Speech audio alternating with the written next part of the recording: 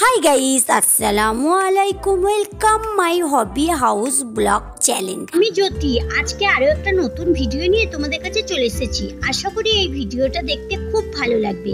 ভিডিওটা পুরো দেখার জন্য অনুরোধ রইল। এখন চলে এসেছি ছাদে।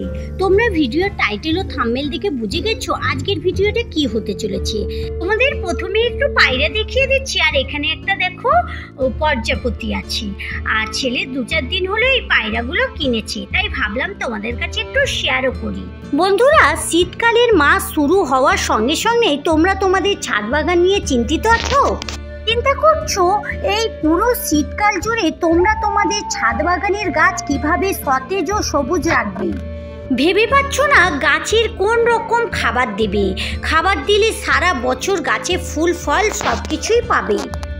বন্ধুরা, আজকে আমি তোমাদেরকে বলবো কি খাবার প্রয়োগ করলে আমরা কিভাবে সারা বছর ফুল দেখতে পাবো এবং পুরো শীতকাল জুড়ে কিভাবে ফুল পাবো। আমি আমার ছাদ বাগানে যে খাবারগুলো দিই সেগুলো আর কিছু নয়, সামান্য একটু কিচেন কম্পোস্ট আর সর্ষের খোল ভেজানো জল। তোমাদের এর আগে অনেকবার আমার ভিডিওয় দেখিয়েছি, তোমরা যদি না দেখে থাকো তাহলে আমার ভিডিও গিয়ে দেখে আসতে পারো। আর তোমরা যদি বলো আমি আবারও দেখিয়ে দেব। আমি এখন ওই ফার্টিলাইজারটা তৈরি করা তোমাদের দেখাচ্ছি না, আমি এখন দেখাচ্ছি আমার ছাদ বাগানে কি কি ফুল আর কি পরিমাণ ফুল ফুটেছে সেগুলো। এই ফার্টিলাইজারগুলো দিয়েই আমার ছাদ বাগানে কিন্তু এতগুলো ফুল হয়েছে। আর তোমাদের দেখাচ্ছি আমার ছাদ বাগানটা একদম ফুলে ভরে আছে। আর দেখো, দেখতেও বেশ সুন্দর লাগছে। আমার ভিডিওটা এতক্ষণ দেখছো, প্লিজ একটা লাইক দিয়ে ভিডিওটা পুরো দেখবি।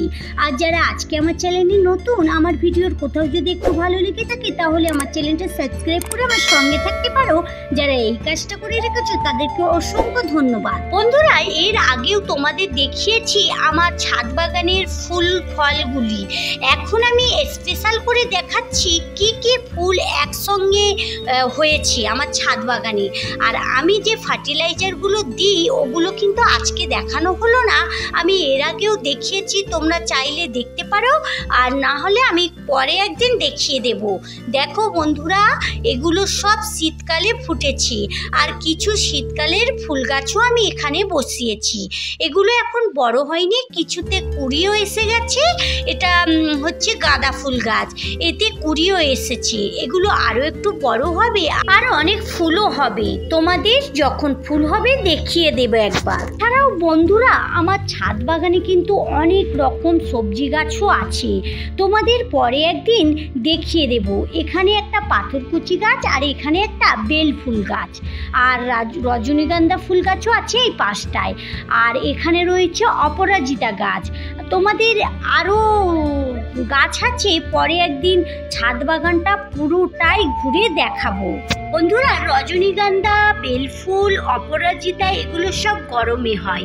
আর এখন অপরাজিতা একটা হচ্ছে আর ঝরেও যাচ্ছে, তাই এখন এগুলোতে ফুল নেই।